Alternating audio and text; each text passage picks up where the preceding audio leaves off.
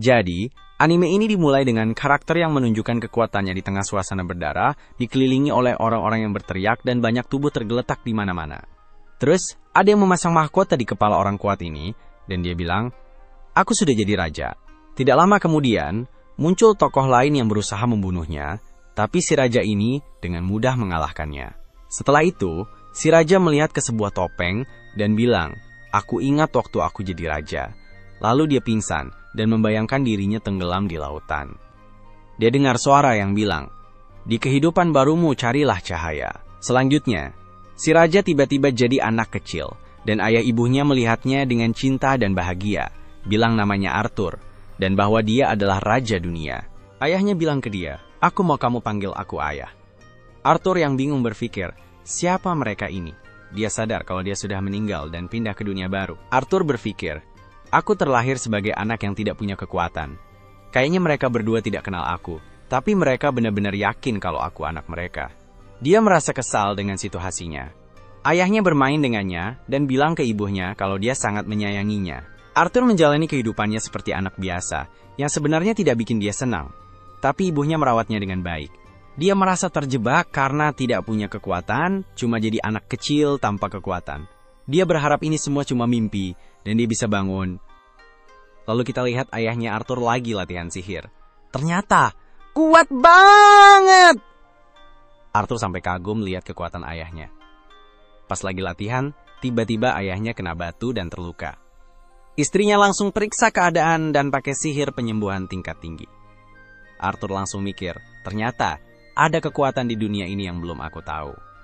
Besoknya, ayahnya Arthur latihan lagi di hutan, kuat banget sampai bisa kalahkan banyak monster. Terus, banyak orang datang dan berdiri di depannya.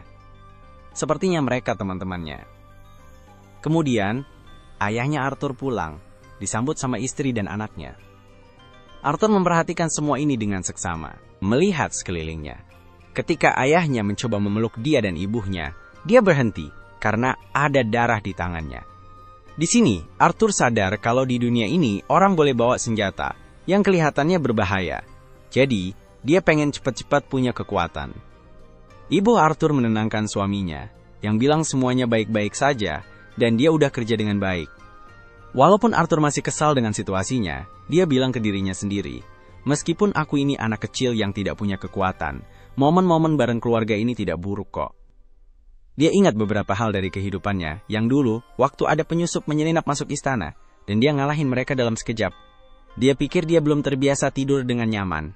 Dulu, dia selalu dalam pelarian. Hari-hari berlalu cepat, dan Arthur mulai merangkak seperti anak-anak pada umumnya. Orang tuanya mendukung dan mengawasinya dengan hati-hati agar dia tidak terluka. Arthur kemudian pergi ke cermin, melihat dirinya dan berkata, "Setelah berhari-hari ini, aku masih belum terbiasa dengan situasi ini atau nama yang selalu dipanggil orang tuaku." Ibunya menaruh dia di tempat tidur untuk tidur, tapi dia belum tidur. Setelah ibunya pergi, dia melompat dari tempat tidur dan berkata, "Akhirnya, aku bisa mengendalikan anggota tubuhku dan bergerak sedikit lebih bebas." Arthur dengan hati-hati menuju ke perpustakaan, berharap tidak menarik perhatian ibunya.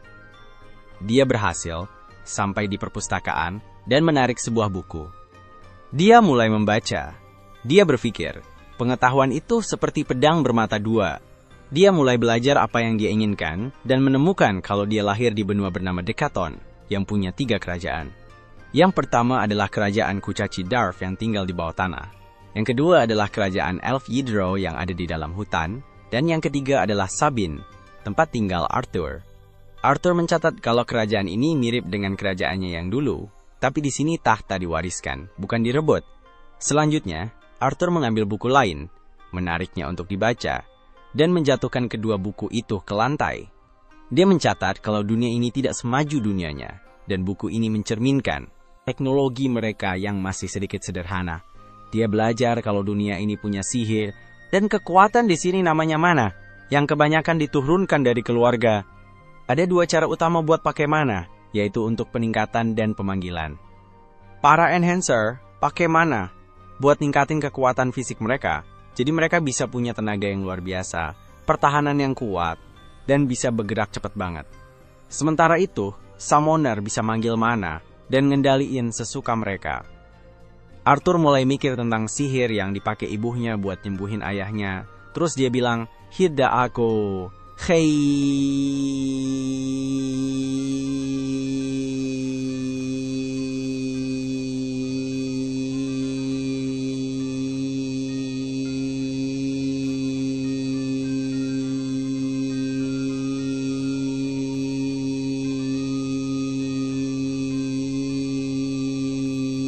Yang penting adalah, kunci buat ngendaliin mana ada di esensi, mana itu sendiri. Jadi, kebanyakan penyihir tuh mulai pakai kekuatan mereka sejak masa puber sampai remaja akhir dengan cara ngumpulin esensi di tubuh mereka jadi satu titik, yang namanya esensi mana. Kalau bisa menguasai cara ngontrol esensi mana ini, seseorang bisa jadi penyihir. Lalu, Arthur punya pengalaman ngontrol kekuatan yang mirip dari kehidupan masa lalu. Dulu, dia bisa ngontrol kunci yang mewakili kesadaran kekuatan batin seseorang dan ngaturnya sebelum dilepasin. Terus dia mulai mikir, apakah pengetahuan yang dia punya dari kehidupan masa lalu bisa jadi senjata di kehidupan dan dunia ini? Arthur mulai fokus dan mencoba mengontrol esensi mana, dan ternyata dia memang bisa melakukannya. Tapi, ibunya tiba-tiba menghentikan dia, bilang, "Kamu bikin ibu khawatir, jangan lakukan ini lagi ya." Dia kemudian melihat Arthur dengan terkejut, seolah-olah menemukan sesuatu. Tapi dia bilang, "Sepertinya kamu hebat banget." Arthur pun menjawab, "Aduh, jadi malu." Setelah itu ibunya mengganti popoknya, dan Arthur berpikir, tubuh ini masih seperti penjara. Aku harus lebih kuat dan bisa mengontrol diri lebih baik. 2 tahun kemudian, ibu Arthur sedang menulis di buku hariannya dan mulai memuji anaknya, bilang kalau dia adalah yang paling ganteng dan paling pintar. Tapi ada satu masalah. Sejak lahir, dia belum pernah senyum sekalipun. Suatu hari, sambil melihat keluar jendela, dia melihat Arthur sedang duduk dengan ayahnya, berlatih menggunakan tongkat seperti pedang. Ayahnya sangat terkesan dan bilang, "Sepertinya kamu berbakat." Dia memanggil ibunya untuk melihat apa yang dilakukan Arthur, tapi ibunya marah dan berkata, "Apa yang kamu lakukan dengan anak manisku?" Ayahnya menjawab, "Aku tidak melakukan apa-apa kok, cuma nunjukin cara pakai pedang." Ibunya memarahinya, "Gimana bisa kamu lakukan ini? Dia baru mulai jalan." Arthur berpikir, "Sepertinya aku mulai paham gimana cara dunia ini bekerja. Kayaknya seluruh dunia ini berjalan kayak permainan dalam kendali ibunya." Kemudian, di perjalanan menuju kota, Arthur teriak kegirangan, mikir kalau kunjungannya ke kota bikin dia dapat banyak informasi. Dia bilang pakai senjata bisa bikin dia menguasai teknologi dan kekuatan di dunia ini. Dia juga dapat wawasan soal beberapa batu yang baru pertama kali dia lihat, yang tidak ada di dunianya, dan dia dapat kesempatan luar biasa buat lihat sihir. Kunjungannya ke kota ini emang benar-benar berharga. Tidak lama setelah itu, mereka dalam perjalanan pulang, dan Arthur ketiduran karena kecapekan. Dia mikir, keluarga ini udah urus semua kebutuhanku. Meskipun kehidupan ini kadang bikin sesak, sebenarnya tidak sepenuhnya buruk. Terus dia mulai mikir, apa keluarga emang selalu harus kayak gini? Dia mulai ingat-ingat masa lalu yang suram waktu orang tuanya ninggalin dia di panti asuhan pas masih bayi. Dan dia besar di sana, yang jelas bukan pengalaman yang enak. Makanya dia bilang, ngerasain hangatnya keluarga ini tuh menyenangkan. Saat Arthur lagi tidur, ibunya mulai ngomong ke dia, "Kamu tahu tidak, aku suka sama hal-hal yang kamu lakukan. Kayak menyelinap buat baca buku dan pura-pura tidur padahal tidak. Kayaknya sifat-sifat itu nurun dari ayahmu deh. Suatu hari nanti kamu pasti bakal mutusin rasa penasaran yang besar dan berkata, 'Tapi, ibu aku mau belajar lebih banyak tentang sihir.'" Dengan senyum lembut, ibunya berkata, "Besok saja ya nak, sekarang waktunya tidur." Arthur menghela napas, tapi akhirnya setuju.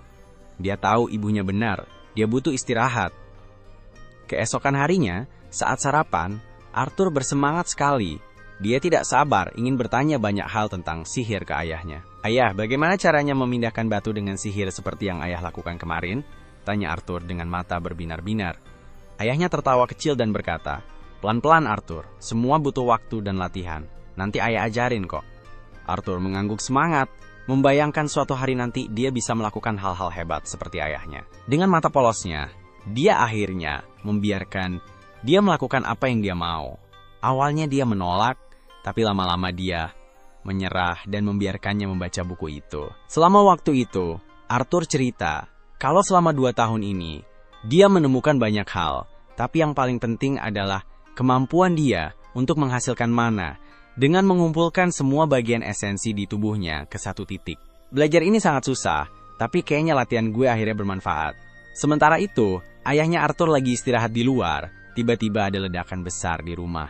Ayah Arthur berhasil menyelamatkan ibunya, dan pas dia sadar apa yang terjadi, dia langsung khawatir banget sama Arthur.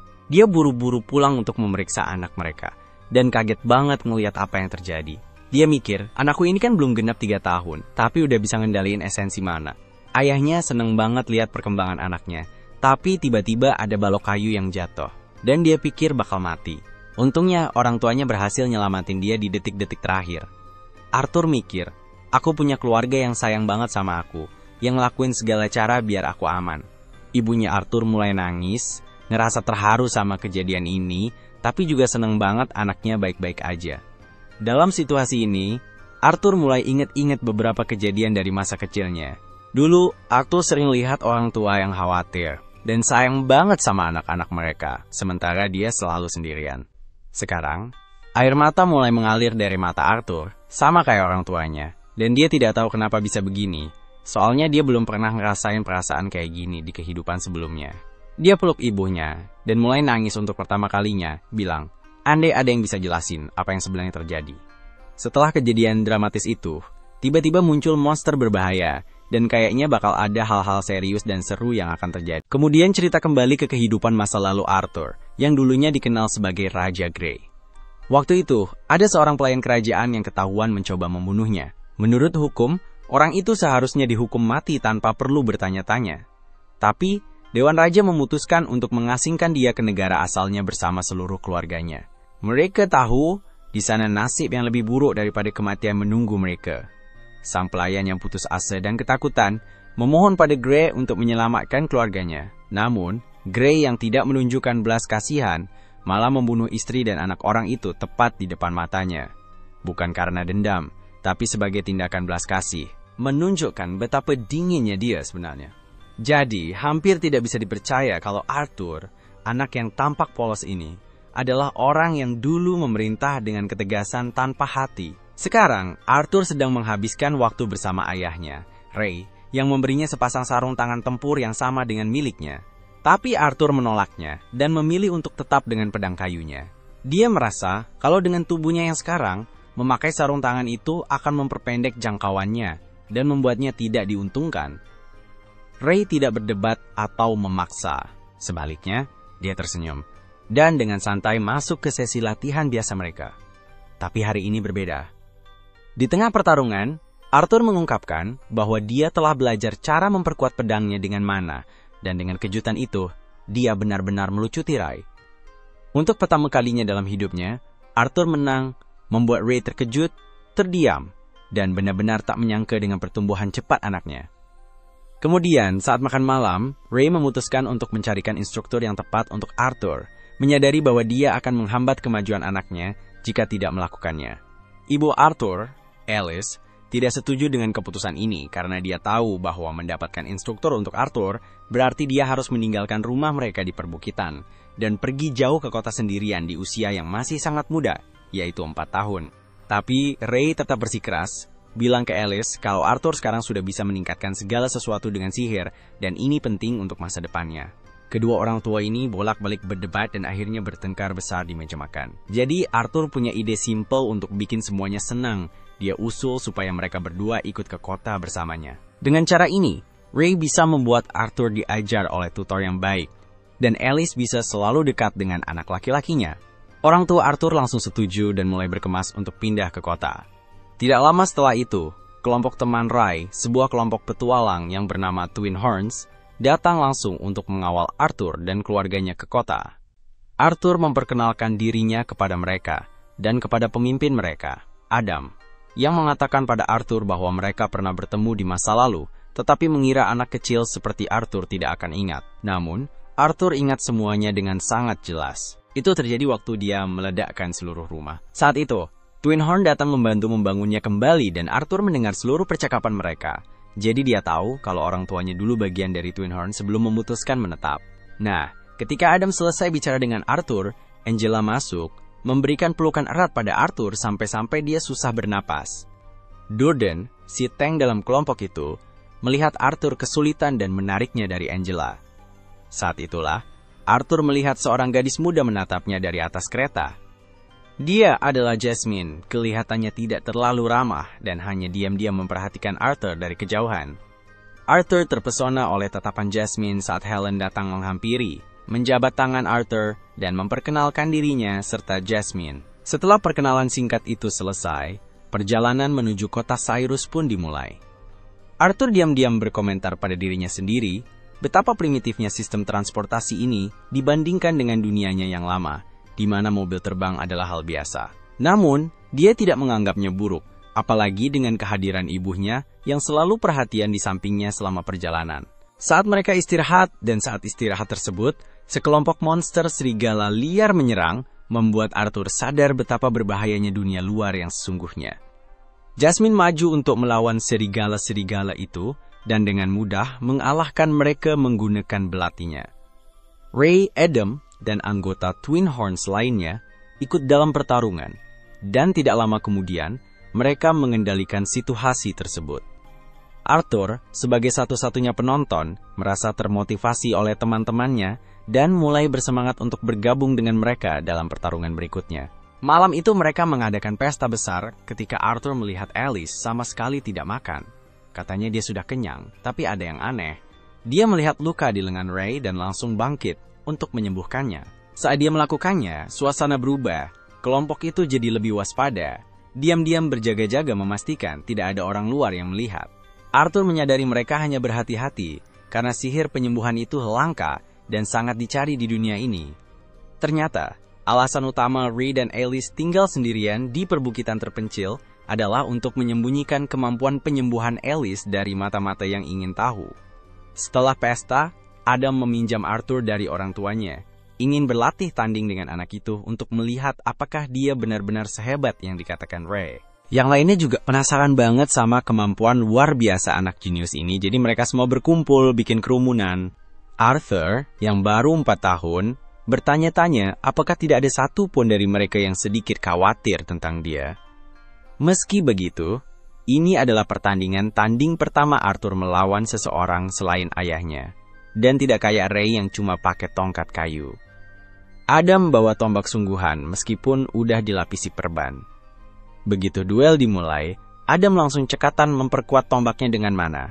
Arthur juga melakukan hal yang sama, tapi dia membawanya ke tingkat yang lebih tinggi dengan menyalurkan mana ke kakinya untuk meningkatkan kecepatannya secara drastis. Dalam sekejap, dia melesat ke depan, menyerang lebih dulu sebelum Adam bisa bereaksi.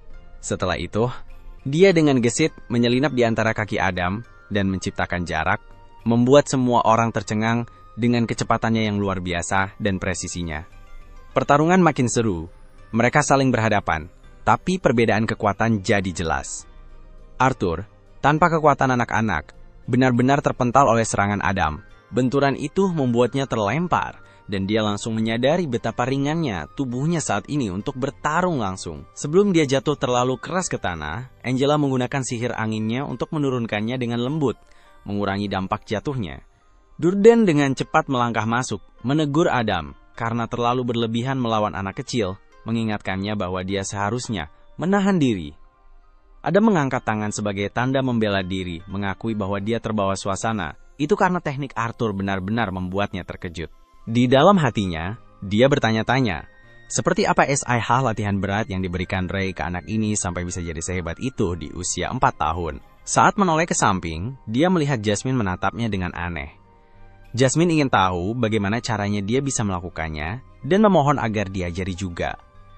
Melihat wajah Jasmine yang penuh tekad, dia menyadari kalau Jasmine tidak akan berhenti sampai dia mendapatkan apa yang diinginkan. Keesokan paginya, mereka semua melanjutkan perjalanan dan segera berhenti di tempat yang tenang agar Arthur bisa melanjutkan latihannya. Adam ajarkan dia cara pakai tombak, sementara ayahnya ajarkan melatih otot. Meskipun pria lemah itu tetap aja lemah, abis itu Helen ajarkan dia memanah, dan dia jadi jago dalam waktu singkat. Setelah semua latihan beres, dia lanjut ajarkan Jasmine seperti yang dia minta, dan ternyata Jasmine cepet banget belajarnya. Malam itu, pas dia lagi baca buku, Jasmine terus-terusan NG Eliatin dia kayak terpesona sama ketampanan yang sebenarnya tidak ada. Tidak lama, dia jadi kayak penguntit. Besoknya, kebetulan ulang tahun Arthur, dan Jasmine kasih dia hadiah berupa belati. Mengejutkan para wanita lainnya, dia bahkan mulai menjelaskan cara menggunakan belati kepadanya. Setelah cukup dengan permainan anak-anak mereka, dan sebagai pria lajang yang sedang merasa kesepian, Adam mengumumkan bahwa mereka akan berangkat sekarang. Ketika ibunya, Alice, memanggilnya, dia mengetahui bahwa ibunya tidak enak badan. Saat dia bertanya apa masalahnya, ibunya memastikan bahwa dia baik-baik saja, walaupun Adam sebenarnya tidak percaya. Saat mereka melanjutkan perjalanan, tiba-tiba mereka diserang oleh perampok. Ketika itu terjadi, mereka semua melompat turun dari kereta dan bersiap untuk bertahan. Para bandit menembakkan panah ke arah mereka, tapi Angela melindungi mereka dengan penghalang sihirnya. Ketika melihat keluar, Arthur menyadari kalau mereka hampir dikepung dari segala arah. Di sisi lain, pemimpin bandit yang kepalanya berbentuk kotak memerintahkan anak buahnya untuk tidak menyakiti wanita dan anak-anak karena dia berencana menjual mereka dengan harga tinggi. Tepat saat itu, para bandit menyerang dengan agresif dan Alice, yang jelas-jelas ketakutan, mencoba membuat Arthur tetap tenang sebelum para bandit bisa mendekati mereka. Durden kemudian menghantam mereka hingga terpental. Saat Ray dengan cepat memukul mereka, salah satu bandit hampir menyerang Ray ketika Helen menembakkan panah ke jantungnya. Sementara itu, Adam menebas para bandit dengan tombaknya, dan Jasmine menyerang mereka dengan belatinya. Melihat semua ini, membuat Arthur menyadari bahwa anggota kelompok Twin Horns masing-masing sangat terampil. Namun, karena jumlah bandit jauh lebih banyak, mereka tidak punya kesempatan. Setelah bertarung cukup lama, mereka semua jadi kelelahan, sedangkan para bandit terus berdatangan. Tidak lama kemudian, para bandit mendorong Ray ke dalam kereta, dan dia terbaring pingsan. Ini memberi kesempatan bagi pemimpin bandit yang jelek untuk mendekati Alice dan Arthur. Melihat Ray dalam kondisi seperti itu, keduanya keluar dari kereta, tapi saat itu juga, Ray sadar kembali dan meminta mereka untuk mundur. Meski dalam keadaan jelas babak belur, dia tetap bertekad untuk jadi pahlawan. Dia meminta Arthur untuk membawa ibunya pergi. Mendengar ini, Arthur yang agak-agak bingung ngotot ingin tetap tinggal dan bertarung bersama mereka, tapi ayahnya mengungkapkan bahwa ibunya sedang hamil. Hal ini menjawab semua kecurigaan Arthur tentang kenapa ibunya terlihat seperti sedang sakit. Sementara itu, Ray meminta agar dia pergi segera dan menyatakan kepercayaannya bahwa Arthur akan melindungi ibunya dan adiknya yang belum lahir. Dengan tergesa-gesa, Arthur menarik Alice dan mulai berlari menjauh bersamanya. Pemimpin bandit yang bermulut besar itu dengan marah memerintahkan anak buahnya untuk menghentikan mereka. Tapi Ray datang menyerang ketika Arthur dan Alice akan tertangkap. Adam dan Jasmine melemparkan pisau ke arah para bandit untuk membuka jalan bagi mereka. Tak lama kemudian, semua anggota kelompok bergabung untuk membantu Arthur dan Alice melarikan diri sementara mereka menghadapi para bandit. Sambil berlari, Arthur ingat bahwa dulu dia adalah orang yang sering mengambil jiwa orang lain, dan sekarang dia malah takut jiwanya sendiri akan diambil. Hanya memikirkan hal itu saja sudah bikin dia marah, tapi kaki kecilnya cuma bisa lari demi menyelamatkan diri. Setelah lari beberapa saat, Arthur merasakan ada serangan dari arah gunung, dan melihat ke atas, ada pria mencurigakan yang siap menyerang mereka dengan sihirnya. Dia langsung mendorong ibunya menjauh, dan akhirnya terkena sihir itu, membuatnya kehilangan keseimbangan dan jatuh dari gunung. Dalam posisi terjatuhnya, dia bertekad untuk tidak sampai ke dunia bawah sendirian. Dia menggunakan belati yang diberikan Jasmine padanya, yang ada tali terikat padanya, dan melemparkannya ke arah musuh. Belati itu mengait kaki musuh, dan menariknya jatuh dari gunung. Sementara itu, Durden dan Angela mencoba menggunakan sihir mereka untuk menyelamatkan Arthur, tapi dia terlalu jauh untuk bisa dijangkau sebelum menyentuh tanah. Saat dia jatuh, Arthur mulai berpikir tentang keberadaannya, sementara ibunya memperhatikannya dari atas dengan tangan terentang lebar, berharap dia bisa meraihnya. Memikirkan kemungkinan kehilangan anaknya, membuatnya meneteskan air mata, tapi di sisi lain, Arthur merasa puas karena bisa melindungi keluarganya sendiri, meskipun nyawanya jadi taruhannya. Namun, dia sedih karena tidak bisa menjadi kakak seperti yang diinginkan. Anehnya, Arthur selamat dari jatuhnya, dan terbangun mendapati dirinya berada di hadapan monster yang sangat besar dan tampak garang. Dia tidak tahu kenapa tiba-tiba ada di sini. Dia coba serang monster itu diam-diam biar bisa selamat, tapi monsternya malah sentil dia dari udara dan suruh dia tenang. Monster itu bilang ke Arthur kalau dia ada di pihaknya. Tapi, terakhir kali Arthur sadar hanya jatuh dari tebing. Tapi ya, Arthur masih terluka parah dan lukanya tidak bakal sembuh kalau tidak makan sesuatu, jadi monster itu mulai metik buah dari dinding gua. Dia suruh Arthur makan buahnya, tapi Arthur tidak percaya sama buah random dari dinding, jadi dia mau bangun buat ngomong biar bisa keluar dari situ. Tapi pas banget di saat itu, lukanya mulai terasa lagi. Jadi waktu dia coba bangun, dia dengar ada suara krek dan langsung nangis kejer. Si monster bilang ke dia supaya berhenti nangis, soalnya dia udah beruntung banget masih hidup setelah jatuh dari ketinggian itu. Arthur punya banyak banget pertanyaan yang pengen dia tanya. Tapi si monster bilang kalau dia tidak bakal jawab pertanyaan Arthur kecuali dia makan buah-buahan itu. Awalnya Arthur ragu, tapi setelah coba buah yang pertama, dia sadar kalau rasanya enak juga. Setelah kenyang, Arthur nanya ke monster itu, apakah dia tahu sesuatu tentang kondisi orang tuanya sekarang. Si monster cerita kalau dia tidak bisa keluar dari gua ini, jadi tidak bisa periksa keluarga Arthur buat dia. Tapi dia punya kemampuan buat lihat jauh banget, jadi dia munculin layar dan nunjukin ke Arthur kalau orang tuanya berhasil kalahin sisa bandit-bandit itu. Artinya mereka masih hidup dan sehat. Dan Arthur seneng banget dengar kabar bagus itu. Dia bilang makasih ke monster, karena udah kasih tahu kalau orang tuanya baik-baik aja. Dan karena Arthur bakal lama di sini, dia mutusin buat berteman sama monster itu. Nama si monster Sylvia, dan ternyata dia monster baik banget. Selama beberapa hari berikutnya, Arthur tinggal di sini, makan, dan istirahat biar lukanya bisa sembuh.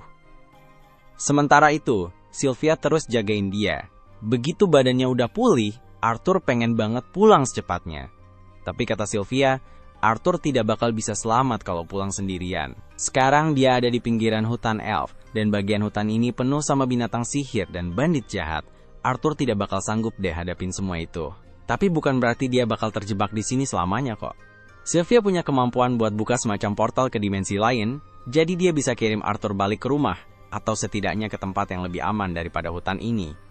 Tapi bakal butuh waktu lama buat dia bikin celah itu, jadi Arthur harus nunggu sampai saatnya tiba. Karena tidak ada hal lain yang bisa dia lakuin, Arthur ambil ranting dan mulai main-main kayak latihan pedang. Beberapa hari berlalu, dan meskipun Arthur mulai suka ditemani Sylvia, dia belum tahu banyak tentang Sylvia. Yang dia tahu cuma Sylvia kelihatan kayak monster seram, dia kayaknya lagi sembunyi dari sesuatu, dan dia orang yang baik banget. Setelah Arthur selesai latihan pedang hari itu, dia pergi ke sebuah batu, dan duduk buat mulai latihan mana, NYA. Sylvia kagum banget sama Arthur yang masih kecil tapi udah punya inti mana, padahal dia yakin Arthur belum pernah belajar tentang ini. Terus Sylvia ulur tangannya, dan banyak banget mana ngumpul di tangannya. Arthur takjub banget karena Sylvia bisa kumpulin mana sambil gunakan spellnya. Dan kalau Arthur bisa belajar hal kayak gitu, pasti dia bakal jadi super kuat. Tapi sebelum Sylvia nawarin buat ajarin, dia nanya dulu ke Arthur apa yang mau dia lakuin dengan kekuatan yang bakal dia dapetin dari teknik ini.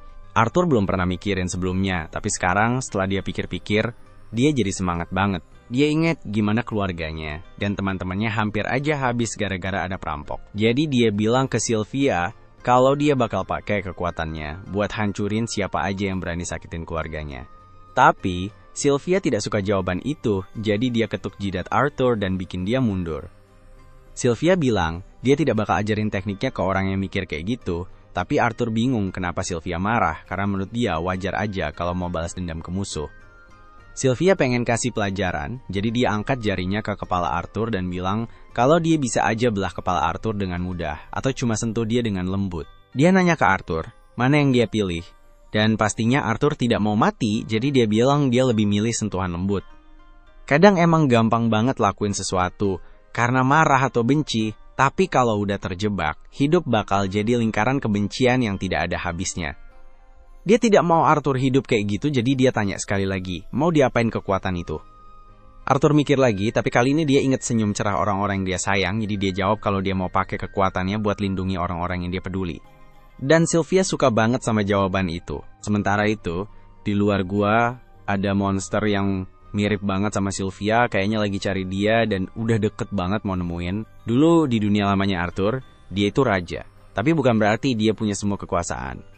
Yang benar-benar berkuasa itu para senator, jadi Arthur tuh kayak agen perang yang dipanggil kalau mereka butuh dia buat lakuin hal-hal yang mengerikan, tapi dia tidak pernah suka hidup kayak gitu. Balik ke masa sekarang, Sylvia lagi ajarin Arthur gimana cara pakai tekniknya.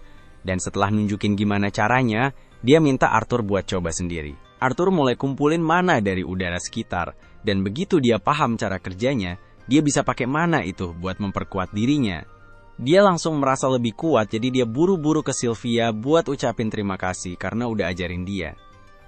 Tapi tiba-tiba, Sylvia merasa ada seseorang yang mendekat, jadi dia dorong Arthur ke tumpukan batu dan suruh dia diam-diam aja. Arthur bingung banget ada apa, jadi dia intip dari balik batu dan lihat monster lain yang mirip banget sama Sylvia. Kayaknya Sylvia kenal sama dia dan kaget karena dia bisa nemuin Sylvia di situ, tapi monster kedua ini kayaknya tidak mau buang-buang waktu. Jadi dia maksa Sylvia buat ikut sama dia. Tapi Sylvia bilang tidak mau, jadinya dia langsung marah-marah. Arthur pengen nolongin Sylvia, tapi dia dengar suara Sylvia di kepalanya bilang jangan khawatir tentang dia. Monster yang lain coba ajak Sylvia buat kerja sama, karena kalau tidak, dia harus bunuh Sylvia. Tapi Sylvia lebih milih mati daripada dengerin dia, jadi dia mulai kumpulin mana, NYA, dan nunjukin wujud aslinya. Ternyata Sylvia itu naga, dan pas jadi naga, dia bisa pakai kekuatan yang lebih besar dari sebelumnya. Dia nembakin serangan gede ke monster yang lain, terus monster itu blok serangannya. Tapi dia bilang Sylvia bodoh, karena dengan kondisi tubuhnya sekarang, Sylvia tahu banget kalau dia tidak bakal bisa bertahan dengan keluarin tenaga sebanyak itu. Dia sadar banget kalau mungkin dia bakal mati karena ini, tapi dia tidak masalah soalnya dia udah punya hidup yang panjang dan bahagia. Dia berhasil mendorong monster satunya ke tembok, tapi dia belum kalah, jadi dia bangkit lagi dan mulai serang Sylvia dengan banyak ledakan. Sylvia kena banyak serangan dari ledakan itu, tapi sekarang dia lebih khawatir sama Arthur daripada dirinya sendiri karena pertarungan ini makin dekat ke tempat Arthur sembunyi. Monster satunya lagi keluarin satu ledakan lagi ke arah Sylvia dan dia tidak bisa menghindar karena kalau dia menghindar, Arthur yang bakal kena. Jadi dia pakai semua kekuatannya buat menghentikan ledakan dan berhentiin waktu sebentar. Pas waktu berhenti, dia bilang ke Arthur buat keluar dari tempat persembunyiannya. Arthur nurut aja karena kelihatannya aman. Kamu pasti pengen nanya banyak soal apa yang terjadi, terutama soal dia ternyata naga. Tapi tidak ada waktu buat itu. Kekuatan berhentiin waktunya tidak bakal lama, jadi dia harus cepet-cepet bawa Arthur keluar dari sini. Dia buka celah dimensi yang udah dia siapin, tapi karena dia terluka dan tidak sempat menyelesaikan mantranya dengan benar, dia tidak bisa bawa Arthur keluar dari celah itu. Portalnya nyambung ke tengah antah berantah, bukannya ke rumahnya Arthur. Awalnya dia pengen hindarin kirim Arthur ke hutan karena bahaya, tapi sekarang tidak ada pilihan lain. Tapi tenang aja, dia yakin Arthur bisa bertahan sendiri dan pulang dengan teknik yang diajarin, jadi dia tidak khawatir soal keselamatannya lagi. Dia nanya lagi ke Arthur, buat apa SIH dia mau pakai kekuatannya? Tanpa ragu, Arthur jawab kalau dia cuma mau pakai buat lindungin keluarganya. Sylvia jadi lega, karena Arthur tidak bakal pakai kekuatan itu buat hal egois. Sebelum Arthur pergi, ada beberapa hal yang mau dia kasih. Jadi, dia bikin telur dan bulu di depan Arthur. Terus dia minta Arthur buat bungkus telurnya pakai bulu itu dan jaga baik-baik. Sebagai hadiah perpisahan terakhir, dia kasih tanda di lengan Arthur, kayak tato lengan panjang gitu. Arthur bingung, tiba-tiba punya 2 tato penuh di lengannya. Tapi Sylvia udah tidak punya tenaga buat jelasin. Dia bilang, Arthur bakal ngerti cara pakainya suatu hari nanti, tapi sayangnya dia tidak bakal ada buat ajarin itu. Dia juga minta maaf ke Arthur karena sebenarnya dia bisa aja teleport Arthur balik ke keluarganya pas pertama kali datang, tapi dia terlalu senang main sama Arthur, jadi tidak mau cepat-cepat berpisah. Dan sekarang, dia malah bikin dia dalam bahaya gara-gara keputusan egoisnya. Arthur merasa sedih banget karena dia tahu dia tidak bisa selamatin Sylvia dari kematian di sini. Padahal, dia udah ajarin banyak hal ke Arthur. Dia tidak peduli kalau Sylvia itu naga atau monster. Buat Arthur, dia adalah anggota keluarga yang berharga. Dia bilang ke Sylvia kalau dia anggap Sylvia kayak ibunya, tapi Sylvia ingetin dia kalau Arthur udah punya ibu. Jadi Arthur bilang kalau Sylvia bisa jadi neneknya. Sylvia tidak nyangka dia bakal bilang gitu, tapi dia seneng banget dengar dipanggil begitu. Jadi dia minta Arthur bilang sekali lagi, dan Arthur dengan senang hati melakukannya. Sylvia sedih banget karena tidak bakal bisa ketemu Arthur lagi, Tapi waktu mereka udah hampir habis, jadi dia dorong Arthur buat masuk ke portal. Arthur paham, jadi dia bawa hadiah dari Sylvia dan masuk, tapi di detik terakhir dia berubah pikiran dan mulai rayu Sylvia buat ikut sama dia. Sayangnya, Sylvia tidak bisa, jadi dia tutup portalnya dan kirim Arthur pergi. Waktu pun berjalan lagi, dan Sylvia kena serangan dari monster lain dan kelihatannya parah banget. Dia jatuh ke tanah, tapi monsternya tidak yakin kalau Sylvia udah mati karena dia tahu Sylvia terlalu kuat buat kalah cuma dengan serangan kayak gitu. Jadi, dia lengah waktu mendekati tubuh Sylvia yang tidak bergerak. Pas dia udah deket, Sylvia tiba-tiba kumpulin semua tenaga terakhirnya buat keluarin ledakan yang bikin dia hangus, sama semua yang ada di radius 1 mil. Waktu Arthur lagi ditransfer ke tempat lain, dia dengar pesan terakhir dari Sylvia. Sylvia nanya apa Arthur inget yang dia bilang soal cara yang benar buat pakai kekuatan. Arthur inget, tapi dia masih sedih banget sama yang terjadi. Sylvia bilang kalau dunia ini emang tempat yang sedih, jadi kadang-kadang hal kayak gini bakal kejadian. Tapi makanya Arthur harus ubah dunia ini jadi lebih baik. Arthur protes dan bilang ke Sylvia kalau dia tidak mungkin bisa lakuin hal kayak gitu, tapi Sylvia tidak nyangka. Arthur harus langsung ubah dunia seketika. Dia bisa lakuin pelan-pelan kan? Lagian, ini bukan pertama kalinya Arthur ambil alih dunia. Sylvia tahu soal kehidupan Arthur sebelumnya sebagai raja. Dan meskipun dia tidak setuju sama cara Arthur memerintah dulu, dia yakin selama Arthur tidak kebawa benci, dia bakal jadi raja hebat yang bikin dunia jadi lebih baik. Beberapa saat kemudian, Arthur bangun dari tanah, dan dia janji bakal penuhi permintaan Sylvia. Tapi sebelum itu, dia harus cari jalan keluar dari hutan. Dengan meningkatkan kecepatan geraknya pakai mana, Arthur melesat melewati hutan, sambil hati-hati supaya telur Sylvia tidak rusak.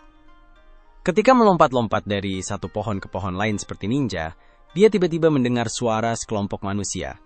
Dia mendekati mereka, berharap kelompok itu bisa membawanya ke kota tempat keluarganya berada. Tapi pas dia mendarat di pohon di atas mereka, dia sadar kalau mereka ternyata 4 bandit yang menculik seorang gadis elf untuk dijual jadi budak. Arthur sudah pernah ketemu kelompok serupa beberapa hari yang lalu, yang mencoba menangkap dia dan ibunya untuk dijual jadi budak. Berpikir kalau orang-orang ini juga terlibat, dia mau balas dendam. Sementara itu, para pedagang budak memasukkan gadis elf ke dalam kereta mereka, dan siap-siap pergi dari hutan. Melihat semua itu, Arthur jadi marah banget. Tapi ingat nasihat Sylvia, dia menenangkan diri dan mulai mengikuti kereta itu sampai malam, pas para bandit mendirikan kemah buat bermalam. Arthur memilih buat tetap aman dengan terus mengikuti mereka. Arthur lagi mikir buat menyelinap ke kota manusia sambil tetap sembunyi. Tapi kalau dia lakuin itu, dia harus lupain buat nolongin cewek elf itu. Akhirnya, dia nunggu sampai tengah malam sebelum mulai bergerak. Para bandit ini pakai serigala bertanduk buat narik kereta mereka, dan Arthur punya ide buat pakai serigala-serigala ini buat alihkan para bandit. Dia lempar batu ke arah serigala-serigala itu, bikin mereka melolong kencang. Salah satu bandit coba nenangin serigala-serigala itu, takut kalau lolongan mereka bisa narik makhluk berbahaya ke kemah, dan dia mulai nendang salah satu serigala. Arthur memanfaatkan kesempatan ini buat mendekati bandit dari belakang. Dia menguatkan tangan kanannya dengan mana biar jadi tajam dan langsung membuat bandit itu pingsan. Terus, dia ambil pisau bandit itu dan dengan cepat menyingkirkan pedagang budak yang kedua. Bandit ketiga mulai merasa ada yang aneh, tapi sebelum bisa bereaksi, Arthur sudah menebas kakinya. Bandit ketiga buru-buru kasih tahu pemimpin mereka soal penyihir kecil ini, tapi si pemimpin malah santai aja, dan cuma lihat ini sebagai peluang uang lebih banyak di masa depan. Dia yakin banget bisa nangkap Arthur, HIDUP. Si pemimpin bandit bahkan sampai menurunkan pedangnya, biar barang dagangan terbarunya ini tidak rusak, dan memperkuat tangannya dengan mana sebelum menyerang Arthur dengan tangan kosong. Arthur menghindari pukulan pertama, dan mencoba lempar senjata penjahat itu, menggunakan trik benang yang pernah dia pakai di pertarungan sebelumnya. Tapi pemimpin penjahat ini, yang jauh lebih berpengalaman dalam bertarung, bisa membaca trik Arthur dan menendangnya menjauh.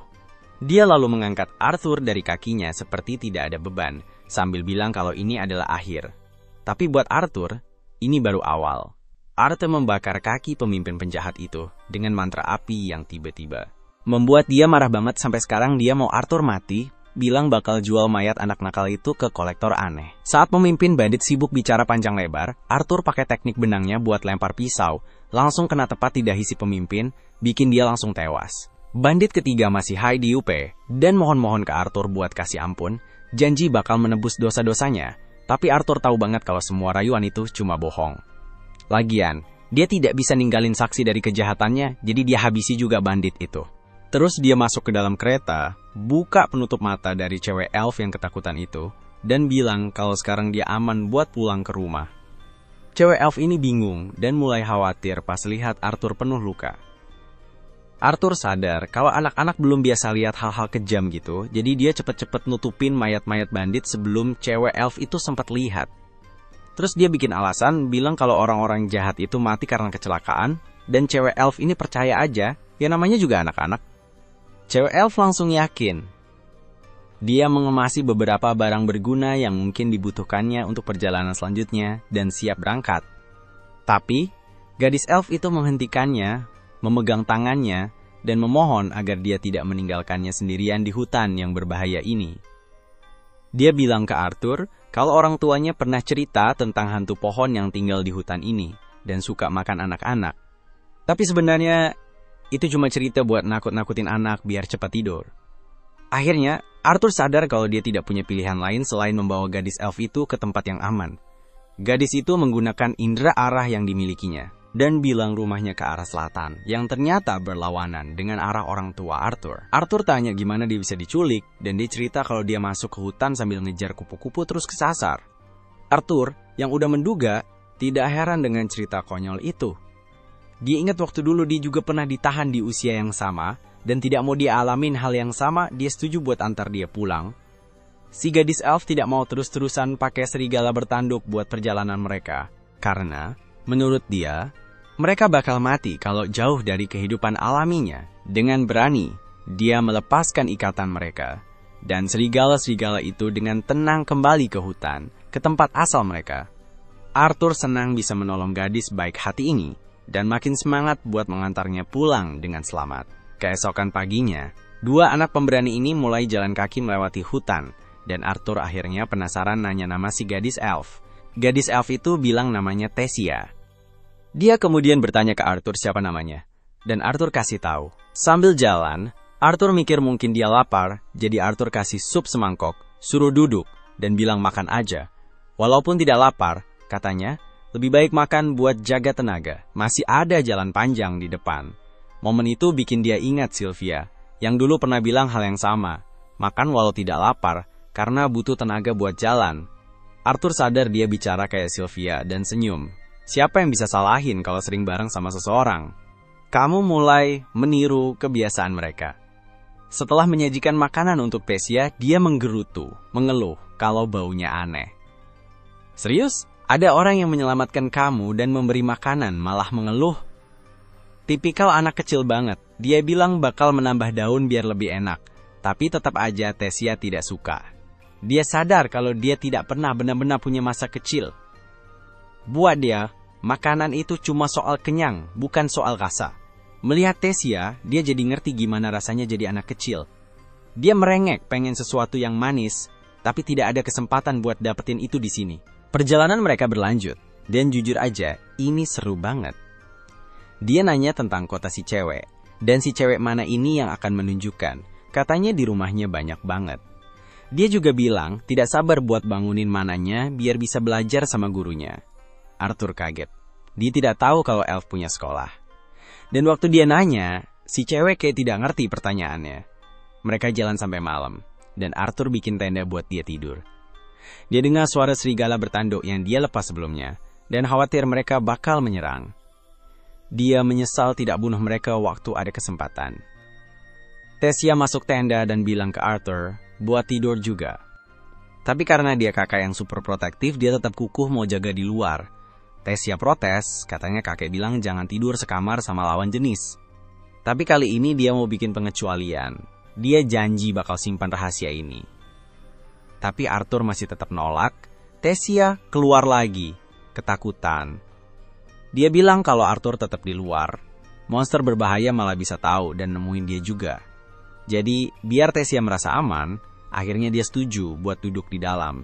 Di dalam tenda, dia mulai ngobrol tentang manusia, katanya mereka itu aneh dan punya banyak istri. Dia coba jelasin yang sebenarnya, tapi dia malah ketiduran. Akhirnya, dia juga ikut tidur. Besoknya, Perjalanan mereka lanjut lagi. Dari melompat melewati gunung sampai jalan di atas air, dia benar-benar jadi kakak yang keren. Bareng dia bikin dia sadar gimana rasanya jadi kayak anak kecil.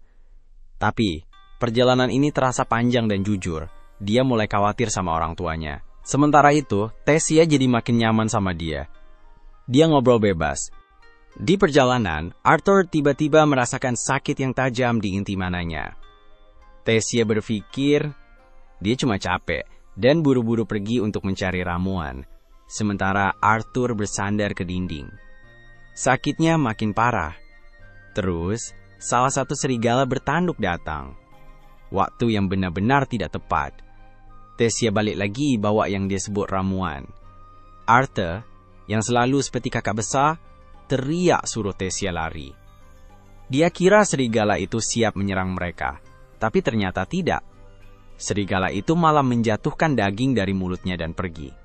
Tessia tersenyum senang. Dia bilang, itu hadiah buat anak baik. Tapi, mereka beneran udah jadi anak baik. Mereka masak dagingnya, dan setelah satu gigitan, Tessia senang banget. Rasanya jauh lebih enak dibanding makanan aneh yang tadi. Emang, kalau anak kecil lihat makanan enak, mereka senangnya bukan main. Pas Arthur coba, dia baru ngerti kenapa anak-anak suka makanan manis. Rasanya enak banget sampai dia berharap dulu juga makan yang kayak gitu. Dia cerita kalau nemu jamur, bukan daun-daun, dan katanya cewek-cewek di kotanya sering makan itu. Arthur jadi santai dan ikut cobain. Dan itu kesalahan besar. Dia jadi bolak-balik ke toilet berkali-kali. Rasanya benar-benar tidak enak. Perutnya sakit banget sampai dia tidak bisa tahan. Malam tiba, dan mereka balik ke tenda. Matanya mulai terpejam karena capek dan stres. Dia pengen tidur, tapi Tessia penuh cerita. Dari buku tentang manusia dan kurcaci yang dia baca, sampai mimpinya buat ketemu mereka. Tapi dia bilang tidak bisa, karena dia dengar manusia itu jahat, jadi dia bingung harus gimana. Arthur ketiduran di tengah obrolan dan Tessia, kayak adik kecil yang manis, dia menutupi Arthur dengan kain. Besok paginya, mereka berangkat lagi. Arthur sebenarnya capek banget, tapi pura-pura senyum, biar dia tidak khawatir. Bahkan waktu dia nanya, apakah Arthur lelah, dia bohong bilang masih kuat, padahal orang buta aja bisa lihat kalau dia udah lemah banget. Pas mereka mendekati desa si cewek, dia pengen kasih julukan ke Arthur, Arti. Arthur balas manggil dia yang mulia. Si cewek tidak nangkep candaannya, dan bilang dia cuma pengen bikin Arthur merasa punya teman. Teman itu sesuatu yang jarang banget Arthur rasain sebelumnya. Jadi aku tidak bisa salahin reaksinya. Dia jalan duluan, dan lihat ada celah. Dia awalnya tidak sadar, tapi dia panggil biar lihat. Dia tidak tahu itu apa. Tiba-tiba, dia udah ada di ujungnya. Ajak dia ikut, dengan tangan terulur. Saat itu, dia bingung, mau ikut atau pulang aja. Dia raih tangannya, dan ikut masuk. Mereka sampai di sisi lain, dan dia terbaring lemas di lantai. Belum sempat pulih, penjaga bersenjata sudah mengelilingi. Mereka bilang, mengikuti lewat lubang teleportasi. Tiba-tiba, mereka menangkapnya dan menempelkan pedang ke lehernya. Dia berteriak memanggil Tessia, tapi dia cuma berdiri diam tanpa ekspresi. Ada apa ini? Apakah kebaikannya bakal berujung pada pengkhianatan?